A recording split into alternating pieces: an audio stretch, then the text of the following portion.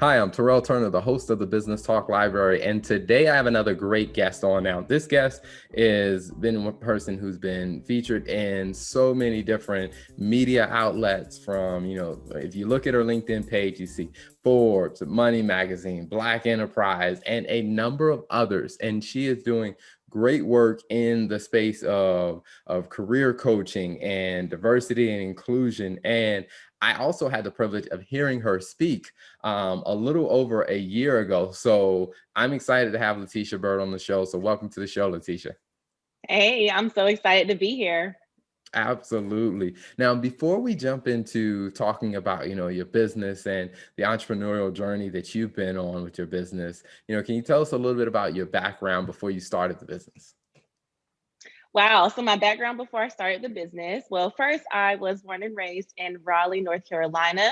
I grew up in a single parent household. My mom was a school bus driver for many, many years. She still does that to this day. And we struggled financially growing up. And so, just seeing her manage, the finances and really just try to play the role of both parents, I became fascinated with numbers and budgeting and understanding how cash inflow and outflow worked in the household. So I started creating budgets as soon as I learned numbers. And I remember being maybe 8 or 9 years old, telling my mom, hey, you got to pay the rent by the first, or it's late by the fifth. We got bills, we got all these things to pay, right? And so I knew at a very early age that I wanted to go into accounting. Clearly, that's not what I'm doing anymore. So I went to school for accounting. And I went to UNC Charlotte, received my bachelor's in accounting, and went to NC State University, received my master's in accounting. And excuse me, and I actually started my career at KPMG. So former recruiter or former CPA, recovering CPA is what they call it. I worked in that field for a couple of years. Ended up just volunteering at a recruiting event at UNC Charlotte. I really fell in love with the students that day. I fell in love with the conversations I was having, being able to give encouragement and advice and really help people to see their full potential.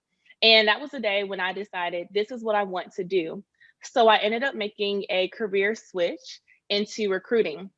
And that's a story for another day because I went from an accountant to a senior recruiter, and I managed recruiting for 5 offices up and down the East Coast for a public accounting firm headquartered here in Charlotte, North Carolina. So that is what I was doing before I jumped into entrepreneurship and full-time entrepreneurship. Wow. It's something that's always interesting when you hear people that make, a career shift or a career pivot. I mean, a lot of people talk about, there's something that different that they would like to do, but there's either fear, apprehension, concern. I mean, how did you kind of work through that to, get to the place where you felt comfortable enough, or maybe you never felt comfortable enough to make that switch, but how did that work for you?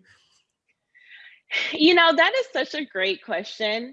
And that's something that I've always kind of thought about myself. As being a career coach and talent development consultant, I have a lot of conversations with people every day that want to make career changes and transitions, but there is that sense of fear and doubt and, comfortability level. With that being said, when I one thing I've always done over the course of my career is I followed my purpose.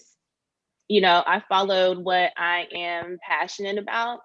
And really, I get confirmations through experiences, through conversations with the people that I get connected with. Like the universe just aligns everything to the point where I know that this is the path that I have to be on.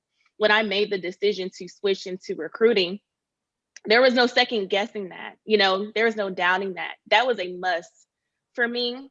And the question for me is, or the question that I ask myself is, would I rather live with regret, regret of not doing something, or would I rather live with try and get out, knowing that it didn't work, and just moving on to the next thing, right? When you kind of grow up in the household that I did, I didn't have anything to go back to. It's only up from here.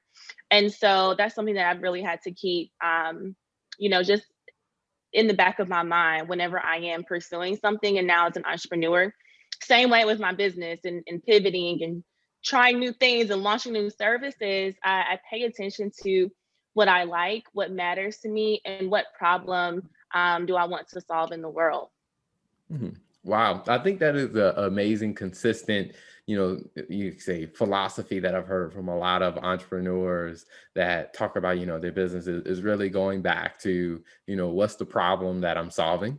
I mean, That's right. because you can get so fixed on, your product that you forget your product is there to actually solve a problem. And speaking of that, so that takes us into the journey of, launching the business. Now, what Hmm. was that, that journey like? Because a lot of people have an idea for a business and they love the idea or they have clarity on the problem. But then when it comes down to actually building a business around that idea, what was that journey like?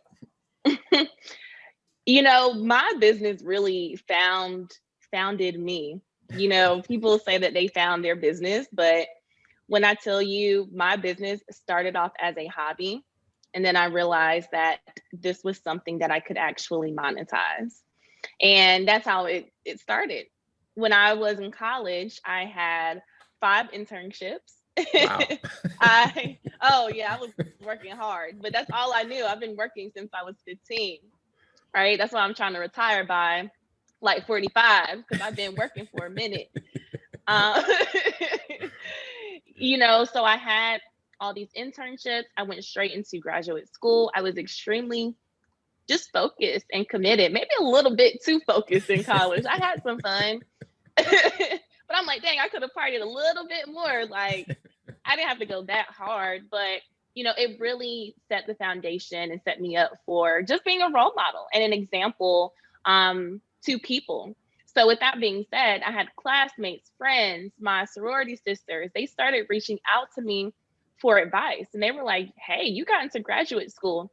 Well, can you help me with my application? Oh, you got an internship? You got a full-time job at this company? Like, can you look at my resume? Can you help me prep for my interview? Like, can you give me some advice? I was like, okay, bet.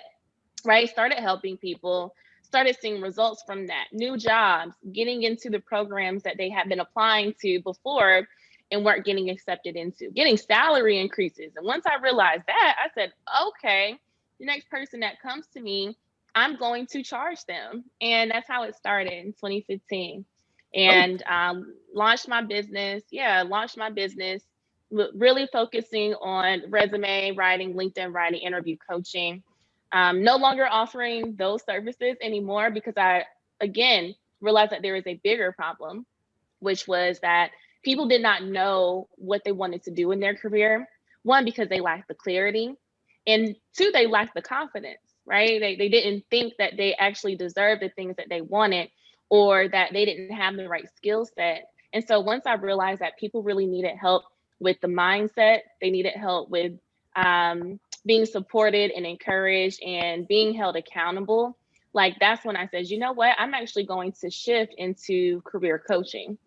So then that's what I have been doing for the past couple of years. But as of 2020, just with the climate that we're in, with police brutality, with the racial climate, with the political climate, there is a hyper focus and sense of awareness on the experiences of Black and Brown people in the workplace. With that being said, companies have started tapping me on the shoulder like, hey, Latesha, you coach hundreds of women, hundreds of Black and Brown people. Like, what are we doing wrong here in our company? How can we engage and recruit and really promote diverse talent within our organization? So that is also a new avenue that my business has taken this year. So it has been like an evolution, I would say, over the last 5 years, but it's been really, really beautiful. And to be honest with you, the purpose still hasn't changed, right? Like the problem that I'm solving hasn't changed. I'm just now doing that on a much larger and wider scale. mhm. Now, what's always interesting is when people start to navigate that, those changes, and they navigate all of that and how that actually plays out. There is, a little bit of, I guess, when people hear the story, they're like, oh, okay, Latesha just did this with like no problem, no anxiety, and Right. no concern. So, was there any concern or anxiety or just, and say apprehension that you had as you navigate or start to, shift your focus from, reviewing resumes and stuff like that to then go into career coaching now to, I guess, do you feel any anxiety as you start to evolve your services and what you're offering? That, oh gosh, I don't even know where to begin. The answer is yes.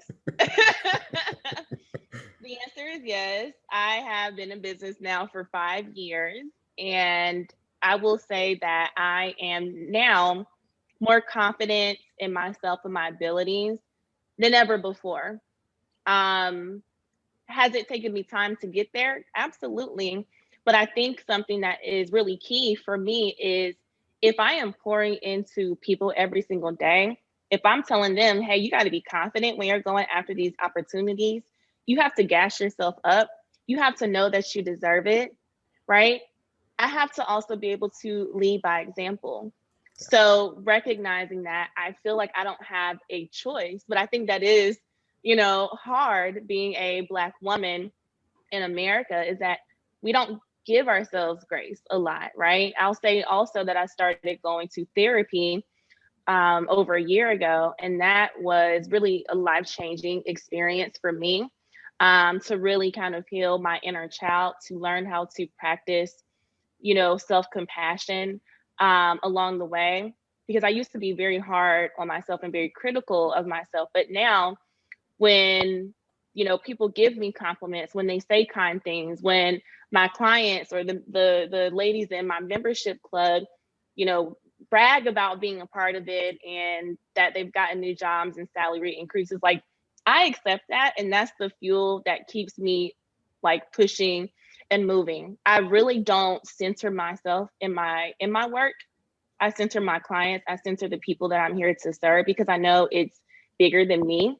Mhm. But to answer your question, absolutely, I have, being uncomfortable is really just a state of like position for me in life. And I also recognize that the way that I think about problems and solving problems is a lot, it's like a very complex thing for me, where I love learning about human behaviors and psychology and how we do make decisions and how we think about our lives and set goals and all of that. With that being said, I'm super intentional about where I place my thoughts, and not only how I perceive myself, but how I position myself for others to perceive me, because we have a lot more control over that than we think. But I will say it takes, intentionally pouring into myself, taking breaks. If there is a sense of doubt, I'm not going to sit in that doubt. I'm going to figure out, well, why am I doubting myself? What is it that I don't know? Okay, let me go get a business coach, right? Let me go get a finance coach. Let me go enroll in a course or hire someone on my team that can do this work a lot better than me. So with that being said, it definitely happens, and I feel that every single day, but I just don't dwell in that. I focus more so on the solutions than the problems. Awesome, awesome. So, and now you mentioned about, just being able to accept, the accolades and the recognition. And I think that's something very big for a lot of people, is learning to do that. And you've definitely, like I said, when you look at your LinkedIn page, you definitely have received a lot of, recognition from, being featured in all these different publications. How did some of that come about? And, what were some of the recognitions about? Again, it's all about alignment and just, you know, right place, right time, talking to the right people, like seeking out the knowledge that you need. Um, I've really invested in social capital. I've recognized that as an entrepreneur, or just even in recruiting, right? Like there's nothing more valuable than people, and having really great relationships. Every press opportunity that I've gotten has come through a relationship, or has come through, social media. I would say with Black Enterprise, for instance, or even Forbes, there was someone, I'm going to tell this story, make it quick. So I quit my full-time job in 2018. Now, when you talk about being scared and nervous, I had no clue what I was doing. But at that point, I was like, I got to sink or swim. Saying all that to say, the Black Enterprise Entrepreneur Summit was actually coming to Charlotte that summer. And I presented to a community or a social impact organization in Charlotte. And there was a guy there that saw me present. He took me out to lunch and he said, I really believe in you and the work that you're doing. You're young, you're really doing your thing. I know you just quit corporate. Can I mentor you? How can I support you? And he ended up paying for my attendance to this conference. I wasn't going to pay for that. I didn't have the money. I didn't have the money to pay for that. But what I did is I signed up for coaching myself. And I'm a huge advocate of coaching. I could not have gotten this far in business or career without career coaches and business coaches. So anyways, I signed up for coaching at this conference, and there was someone there who I knew I wanted to speak with because she was a career coach. She had a great company as well, and ended up doing a session with her and went to lunch. She had a break in her schedule after that, and we hit it off from there. She had a relationship with Black Enterprise. That's how she was coaching there. Invited me back to coach the next year. And through those relationships, that's how I got featured in Black Enterprise. Wow. So that was one example. But same with Forbes, with Money Magazine. I'll tell this story too. When the pandemic first hit and everyone started panicking and there were so many furloughs and hiring freezes and layoffs, and my thing was at that time, how can I continue to add value? Because, I'm definitely an empath. I care about people. I hate just seeing people in a lot of despair and pain about their careers. So I said, well, how can I help people? And I said, you know what? Not all I can do, but one thing I can do is just spread as much free information and advice as possible to job seekers who may be feeling hopeless or need some advice, recognizing that the industry was going to transition to doing most interviews virtually. I posted a thread on Twitter about just giving some tips on how people can actually interview well, like via video, Zoom, Skype, or what have you. And that kind of went viral. And then an editor from Money Magazine reached out to me and said, hey, I love your thread. Would you be open to actually writing this for our publication? And so since then, I've written about maybe 4 or 5 pieces for Money Mag. I've done an IG takeover with Money Mag as well. So that's how those couple of opportunities presented themselves. Awesome. That is amazing. I mean, it's always great to hear, like I said, when people start to get that, more public recognition for the great stuff that they're already doing. So if people are looking to find you online, they want to do business with you, or they're looking for you on social media, how can they find you? Yes, I have a lot of websites, but LateshaByrd.com is the main website. And then on social media, on Instagram and Twitter, it's the same handle at Latesha_Byrd. Also, just want to plug my membership community. It's called Career Chasers Members Club. So careerchasersclub.com. Check it out. Something that I launched in April. It is an online community for Black and Brown women that need continuous career development and support. We are 600 strong. We're in 11 countries and in over 20 industries. Awesome. And where can they find you on social media? Social media is at Latesha_Byrd. Awesome. Well, one question I like to ask every guest that comes on is, when you think about, your journey, and you think about where you are today and, the trajectory of where you're going, tomorrow, what's 2 pieces of advice that you would share with other entrepreneurs? 2 pieces of advice I would share with other entrepreneurs is that Man, build a relationship with your audience, your customers, and your clients. You don't have to know it all. They'll tell you what they need from you. If you push the ego aside, right? Let the pride down a little bit and ask them how you can serve them. That's one thing that I've always done over the last 5 years, and they've never steered me wrong. The other thing is to invest in your business. You know, so many companies don't, I'm thinking about specifically Black and Brown companies don't scale. We should be creating businesses to also generate wealth in our communities. So, what are you doing as an entrepreneur to actually invest in hiring Black and Brown women and men?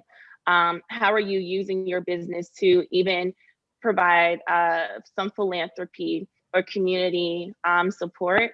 So I would encourage you to invest, invest, invest. You can't do it all, especially if you want to grow. Awesome. Well, Latesha, thank you so much for coming on the show, sharing your story, sharing your insights and wisdom. Really appreciate having you. So thank you for coming on.